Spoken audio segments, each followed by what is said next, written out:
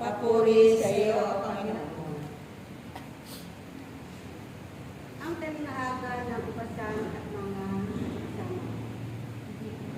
Pakinggan ninyo ang isa pang talinaga. May isang tao nagtanim ng ubas sa kanyang bukid, at ito pinakuran niya. Kumuha siya roon ng isahan ng ubas, at nagtayo ng isang mataas na bantayan. Pagkatapos, kanyang iniwan sa mga kasama ang ubasan at siya'y nagtungo sa ibang lupain.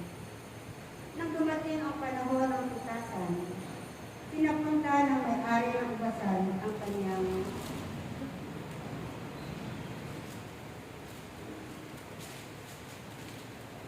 mga alipin upang kunin sa mga kasama ang kanyang kapatid.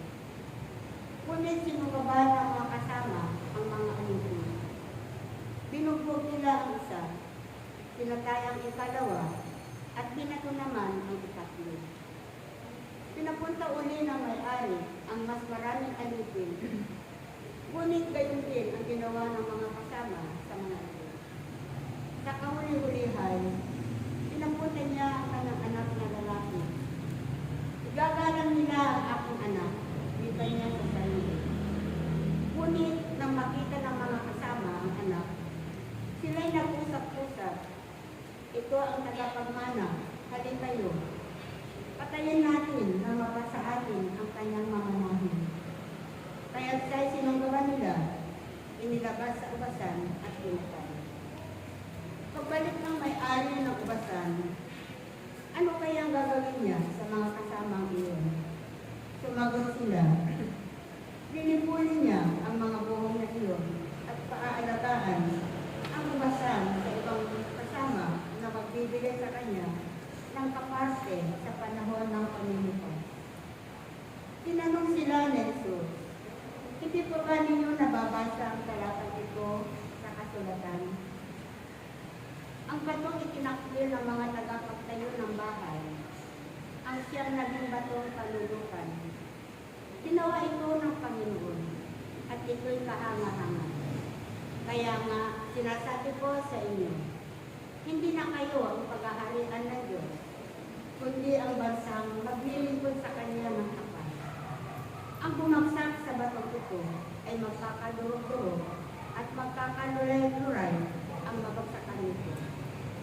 Narinig ng mga punong saserdote at ng mga pariseyo ang mga talinaga ni Jesus. At naunawaan nilang sila ang pinatatamaan niya. Dadakwin sana nila siya, ngunit natakot sila sa mga tao, sapagkat inikilala ng mga ito na propeta si Jesus. Mga kapatid, ito pang mabuting balita ng ating Panginoon. Pinupuri ka namin, Panginoong Jesucristo.